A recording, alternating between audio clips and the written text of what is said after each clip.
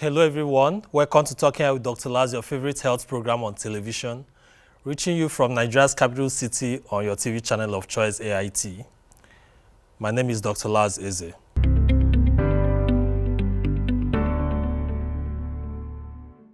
Yes, over the last few weeks, since the Nigeria Association of Resident Doctors began an indefinite strike, the health sector has been topical in the news and various narratives, not just in the news, but also within the political space and labor dispute.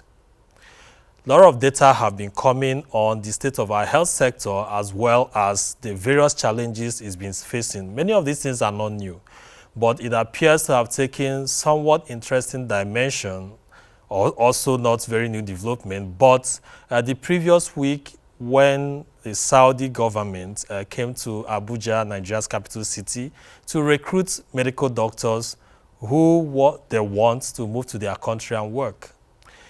Of course, the week before that, similar exercise happened in Lagos. And, of course, according to reports, over 500 doctors of various categories, specialists, which are also known as consultants, resident doctors, medical officers, all queued up. And a lot of videos went viral. For instance, a medical doctor who was shocked to see her teacher in medical school, where he also was there, a consultant pediatrician, according to her, seeking to migrate to Saudi Arabia for greener pasture. Of course, in the past few weeks, there were also media reports, especially by newspapers, on how 4,528 Nigerian doctors had migrated out of Nigeria to the United Kingdom between 2015 and 2021. You might be surprised, that's just one country, United Kingdom. So you can say it's a period of the Great Migration or mass exodus or whatever name you choose to call it. There are reports that in the 80s, similar thing happened, and it peaked around 1984, 1985 period, where a lot of Nigerians had to migrate. So anytime people keep migrating, but is it normal thing to keep happening? That in a health system as weak as ours, that resident doctors haven't worked for a long period, we'll be having this large number of medical doctors. But it might interest you to know that more nurses are actually migrating than the medical doctors, even though those of doctors tend to take more headlines. So Nigeria currently has about 1 doctor to 6,000 population, as against 1 to 600 that the World Health Organization recommends. So at this rate, perhaps we might be looking forward to having 1 to 10,000 population. We need more than 280,000 medical doctors to even fill the gap, but we keep losing the few we have. We need to do something about it, and everybody must play their part. Yes, on this note, today's program is not entirely talking about the crisis in the health sector, which has taken different dimensions with court orders and all that. We'll talk about road safety, the relevance to health, because road safety is a public health issue. Some years ago, the World Health Organization, World Health Day, took a theme of road safety as the theme for the year, and every year WHO keeps making reports. Of course, the most recent report is the Global Health Safety Report of 2018, where it documents data on the issues around road safety. Nigeria has triple epidemic, and epidemic of non-communicable disease.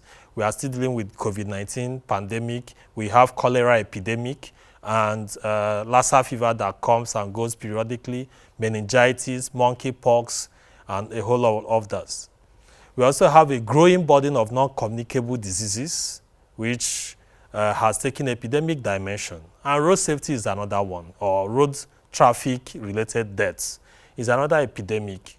And we'll have a very senior officer, the Abuja sector, or Fct Sector Commander of the Federal Road Safety Corps, is here in the studio. So he will give us more of the data, more of the things we need to know as we are moving into the ember months. Many people attach a lot of superstitious belief around the ember months. I will be asking him whether the numbers support those superstitious beliefs and things like that. So we'll be right back after this break, and we deep dive into the conversation on how we can drive safer, on how pedestrians can also be safer, and how we can also respond better to emergencies arising from our roads. Do stay with us. We'll be right back.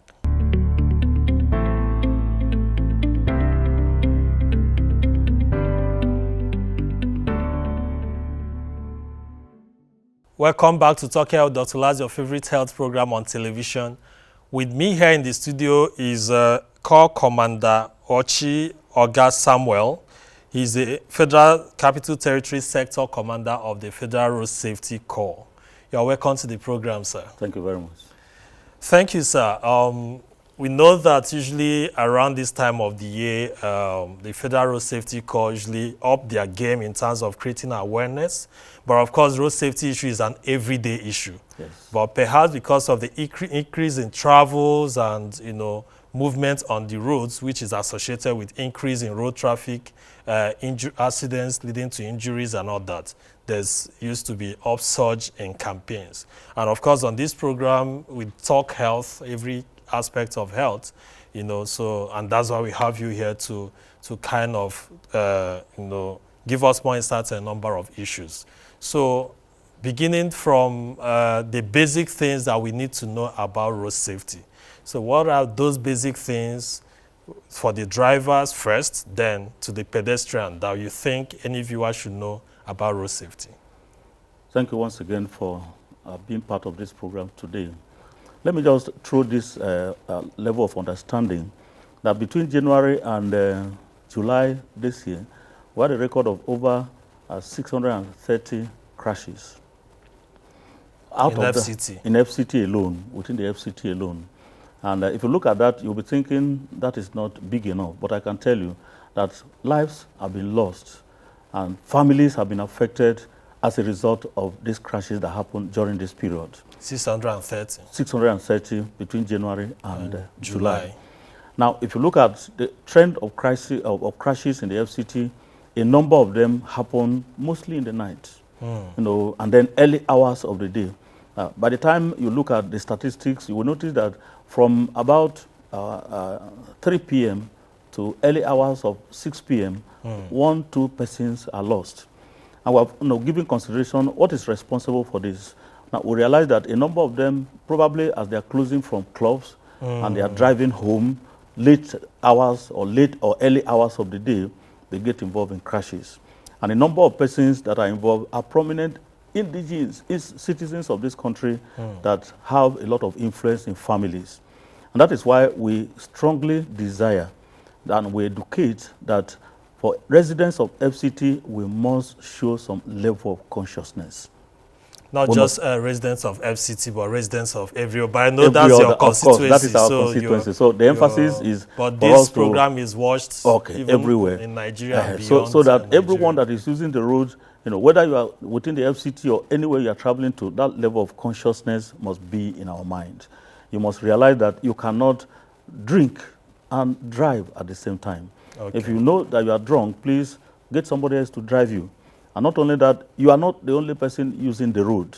So that level of recognition, I give an instance of somebody that was not very conscious, and he still drove and saw a vehicle, right in front of him, and couldn't take note of the vehicle, and he ran into the vehicle, and that was the end of his life. So you must realize that somebody else is using the road, and that recognition will save a lot of lives. Thank you very much. Taking it from there, according to the Global Status Report on Road Safety 2018 by the World Health Organization, it said 1.35 million annual road traffic deaths, is being recorded. And road traffic injury is the leading killer of people aged between 5 and 29 years. So young people, some of them pedestrians, some of them drivers. So in Nigeria, what's the situation like, or using FCT as a reference point? And you've mentioned driving under the influence of alcohol or drugs or anything like that. Are there other leading from the research you've done from the records of Federal Road Safety Corps? What are the other leading causes? For us in FCT, the leading cause of crashes in the FCT is overspeeding. Overspeeding. That is the leading because cause of the good roads. Because of the good roads, and the people believe that I can use the road, and that is why you notice that most of the evenings and most of the nights, people overspeed, and it leads to crashes. When the roads are relatively free. And then you notice also that because of overspeeding, coupled with rainy season, you see mostly multiple crashes. So there are more crashes in rainy season compared to the dry season. More crashes towards at night, to early morning. And then multiple crashes. When I say multiple crashes, more than two vehicles running into each other at a time. Wow. And that will also tell you that overspeeding and lack of vehicle maintenance could be a problem. Because if you look at a situation where somebody that believes that I'm driving on the highway and there's rain, and he wants to hold his brake or to come to a halt the way he was doing when there was no rain, that will tell you that that vehicle may not be in good condition.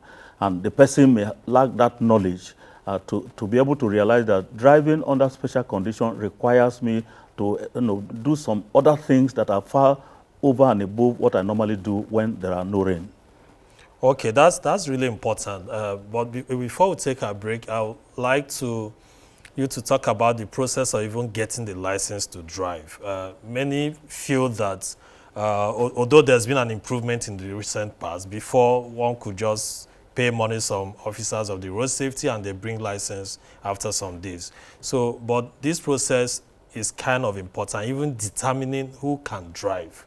So what is currently in place in the FCT in terms of obtaining the license to drive?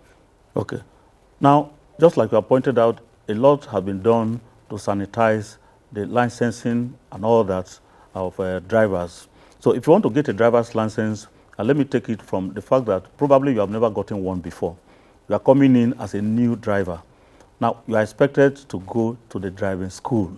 They recognize accredited driving schools are all over the FCT. Get to a recognized accredited driving school where you will pass through a process of learning. At least you must have had not less than 26 contacts at the driving school. For 26 contacts, 26 contacts lessons at the driving school that will qualify you for issuance of a driving school certificate. Okay. That is the first port of call. Now, if you have gotten the driving school certificate, it qualifies you to now have access to the driver license portal. The driving school certificate comes out with a unique number. That unique number, no other person can share. You have that number that can now give you access to the driver license portal. Now, the driver license portal or the driver license centers are all over the place. Sometimes people believe that it is only road safety office that you can get a driver license center. No. Okay. Are there private centers? We have not private center, but they are in locations that you can access that you must not need to go to Zone 7, for instance. We have them at Nyanya area, for those that are living in that area. We have them at Kubo. We have one also at Federal Secretariat. We have at Zone 7. We have at Mabushi. So all those locations are to make it easier for the citizens to access the driver license center.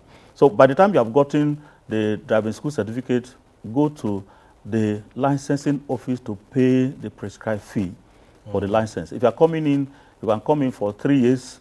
You can come in also for 5 years. Now pay whichever one you are coming in, and then it gives you the opportunity. Once your payment is confirmed, then you can come to all the other ones must have been confirmed. For you to, and the VIO must have tested you and confirmed that you can now drive. Then the form will now be sent to the road safety driver license center where you can now be properly captured. Okay, that's the proper process. So do you do visual acuity tests? All that, yes, is part of what must be done. Of course, the relevant agency, like I said, the VIO will give you all that tests before your form can be signed and now confirm that you are ready for capturing. Well, experience shows that even that visual acuity test is not usually done for a lot of persons. No, I think, maybe... Did they just start doing it? They have been doing it. Because the last time I renewed mine, I wasn't asked to do it. Because you are mentioning, I have not actually analyzed that process yet. I've just given you the process of somebody coming in as a fresher. I have so many questions and the time is actually going fast. So when we return, we'll have Corps Commander Ochi Oga Samuel, who is the Federal Road Safety Sector Commander for the Federal capital territory, Abuja. So we'll be right back after this break.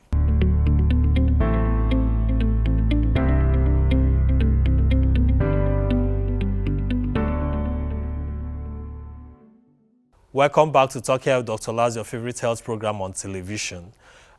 Before the break, we were talking about the process of obtaining a driving license, and we felt that is important because that's the starting point. If that process is faulty and people who do not know how to drive or who do not understand road signs take car to the roads, of course, that they will pose risk not only to themselves but to other road users, including pedestrians. So he's taking time to explain that. But if you want to know more about that, you know what to do. To get more information, you can do an online search to get to their website to get more information around those processes. But there are so many other questions I want to ask related to data. Commander Ochi, you know that data is key. And looking at the global reports of crashes in Nigeria, I know that you're limiting yourself largely to FCT, which is your area of command. The data from Nigeria and the data from like WHO, there's wide gap. So, and that discrepancy has to do with what is the data really speaking to. For instance, you said 630 crashes. So how many deaths by your records were associated with those 630 crashes that happened in FCT between January and July 2021? Okay.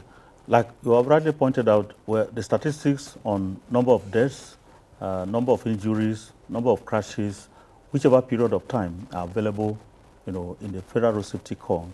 And our level of relationship, for instance, if you take FCT today, with all agencies that are involved in data collection, has made it so robust that we don't, have a situation where there are, omissions, so to say.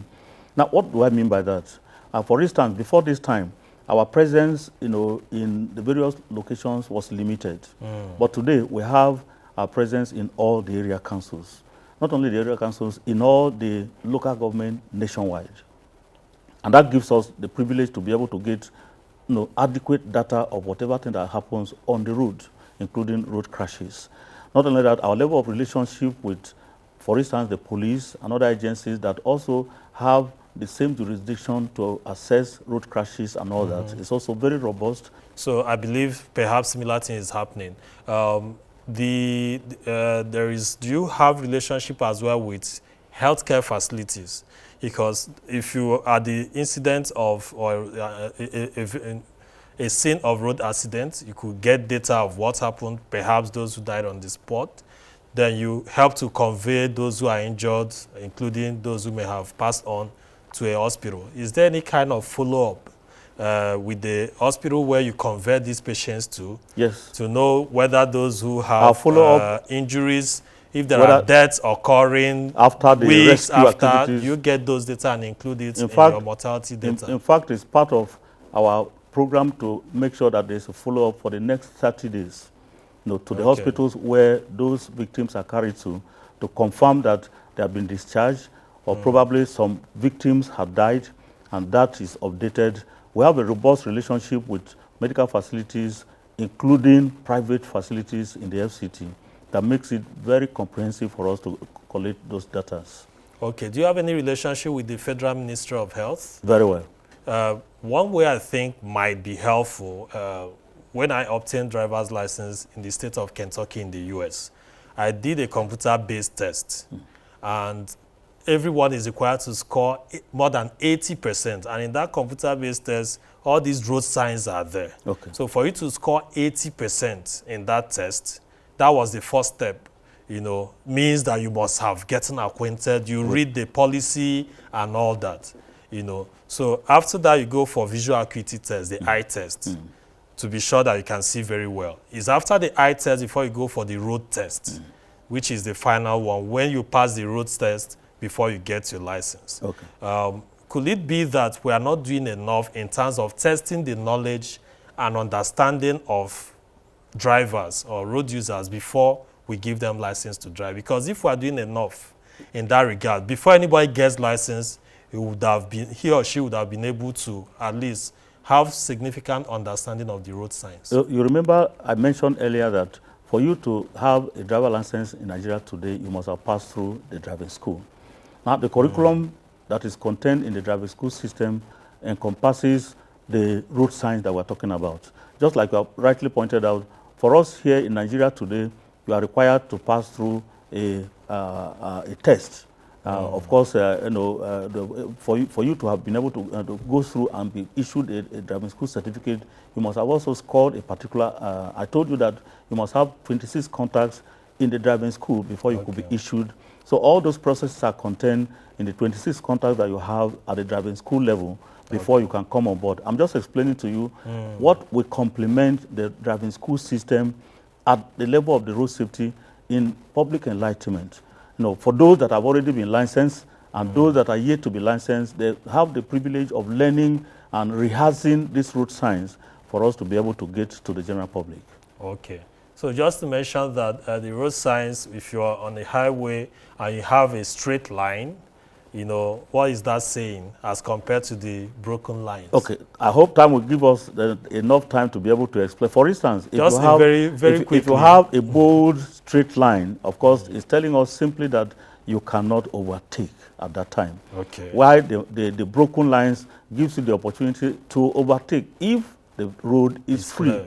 That does not in any way mean that once you see the broken line, then you can overtake. There are instances where you have to look at your mirror and be sure that the road is free before you can overtake. Around Area 3 junction, people don't get to use the pedestrian bridge after Conoil, and they prefer crossing the Area 3 junction. Okay. So those ones you can blame people for not using the bridge, right? Yes. But around the Apo bridge, Okay. there is no pedestrian bridge, Okay. and people had to cross. Okay. Then after Apo bridge, there's also a pedestrian bridge under construction that has not been finished for years. Okay. So two issues there is about, is available, people don't get to use it. Some use, many don't. Yes. There are also places where it should be available, but it's not available. Okay. So what role is road safety playing, given that this pose risk, not only to the pedestrians who are crossing, but also to the drivers, in terms of ensuring that the uncompleted one is done, and also enforcing the usage of the available ones? Now, for where these crossings are available, we have been encouraging people and educating people to make use of them, because the unpleasant stories that we receive or the experiences that we've been having in FCT where people are knocked down should not be allowed to continue. So where they are available, we encourage and advise Nigerians to make use of them. Now, we must realize that those that have designed the route in FCT and any other part of the country have a lot of strategies, a lot of reasons for putting those pedestrian bridges where they are. There are instances where people complain that, look, they are far from where they are supposed to put them. Now, where you put a particular pedestrian bridge in a particular place, you may be creating more problems than you are solving. And that is what we need to understand. For instance, the area that you have described now, where a pedestrian bridge is built in a built-up area, you are likely going to have a gridlock that you may now be creating a problem rather than solving it. And that is why sometimes these pedestrian some bridges, distance between the some junction distance, so that people will have the patience enough to move to where the closest pedestrian bridge and make use of it and then come back to your location.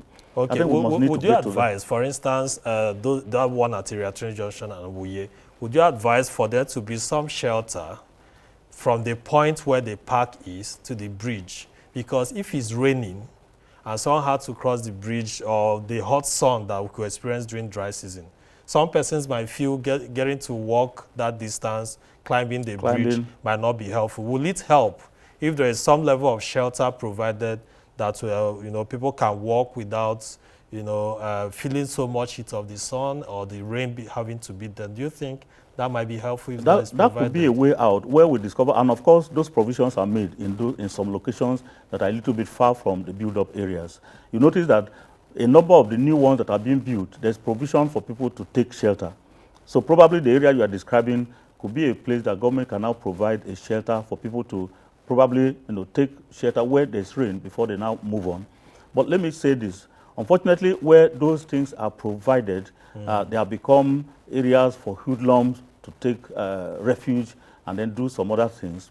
And I think one of the reasons why people don't get to use them is because they also complain that this hoodlum security risk is becoming an issue. Okay, so we just have a minute to round up. I want to quickly ask you about some of these bridges that don't have provision for persons living with disability. I know the one at Wuye and Rea Junction have that, but there's one around Nikon Junction in Maitama and some other parts of not just FCT but the country that doesn't have provision for persons with disabilities. So is there a way that road safety tend to push? We know that it's the Ministry of Works and others that get to do all of that so that we leave no one behind. Then secondly, mental state examination. In which conditions does road safety or other enforcers carry out mental state examination on road users? Now, for areas that pedestrian bridges are provided, and the provision is not accommodating people with disability, I think the government has started doing so much about that. And that is why you see modern pedestrian bridges taking cognizance of that. So I think corrections are being made. And where they are not available, recommendations are sent to government and they have been giving us the listening ear. Now, as for the medical evaluation, like you have rightly pointed out, now there are offenses that we consider to be very critical. That when somebody commits that traffic offense, it's likely to impact upon his own life and the lives of others. For instance, if you beat traffic lights, if you follow one way, in other words, you are driving against traffic, you are likely to injure yourself or to take your own life and the lives of other road users. These are critical issues. And where you are arrested for that offense, critical offenses, apart from paying the prescribed fine or fee, you are also expected to go for a medical evaluation. We call it a medical test or a medical evaluation. For us to be able to ascertain the condition. Whether the person is normal. Okay, the condition at which that offense was committed. Is it because you are under a tense condition? And we expect that somebody that is not stable enough shouldn't be on the wheel in the first place. I really thank you, Corps Commander Ochi Oga Samuel. Thank you. Sector Commander for the Federal Capital Territory, for making out time to join us on this program. Thank you very much. So as we go into the ember mode, note that there are no evil spirits moving around. Those evil spirits are human beings who do not obey the road signs and who do not observe safety while they are driving. Because of increased movement of people and vehicles, there are higher chances of having crashes when you do not obey those signs. So as we move into this ember month, we wish you road safety and we wish that you keep all the rules and do the needful. My name is Dr. Laz Eze. Bye for now.